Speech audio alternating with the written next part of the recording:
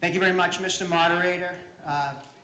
Ladies and gentlemen, fellow Republicans, candidates, my name is Frattasio from Hanover, Massachusetts, the linchpin conservative town in what is unquestionably the most conservative area in our District 9. I'm a happily married father of 2 small children, a Wesleyan University grad, a lover of American history, and the youngest of 9 children, who were all raised proudly in Hanover by my mother right here. I'm also a member of the Hanover Republican Town Committee. I want to thank some of my fellow members for joining me today. I believe it's a privilege to have been born an American, and I believe that our Republican conservative approach to government is the closest, or most closely resembles the vision of our founders. I expect all of us here believe the same thing.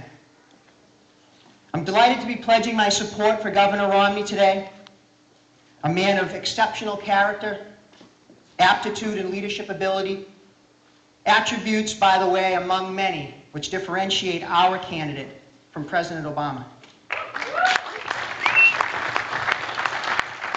I also want to take a minute to pledge my support to our party and its conservative core principles, which must not be compromised, and say that lines can and should be drawn, and that it's okay to admit we're right and they're wrong. Do it with a smile. But that never in our history have we ever had such drastic and contrasting views on fundamental direction and foundational principles. And that conservatism, in and itself, inherently optimistic, when confidently articulated and clearly defined, will always resonate with the vast majority of Americans. We have to believe this. All of us here in this room, our posterity depends on it. I came here today not knowing much about this process. 30 or so passionate, patriotic, and fine Americans from my neck of the woods came along with me. A musician, a mechanic, salesmen and women, engineers, foremen, military veterans, small business owners who put people to work and take risks each and every day. Even a couple of British expats who know a little something about the consequences of statism and collectivism over individualism.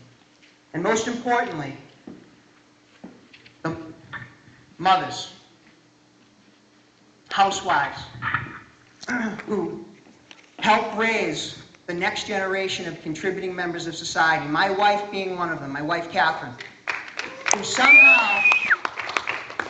who somehow balances motherhood at home while trying to build a business.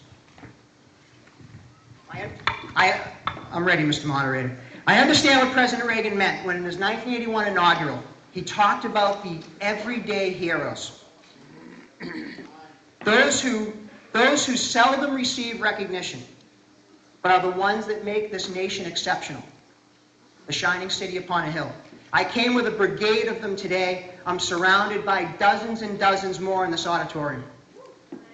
In closing, Mr. Moderator, I'd like to say that these modern liberals won't have us to kick around anymore.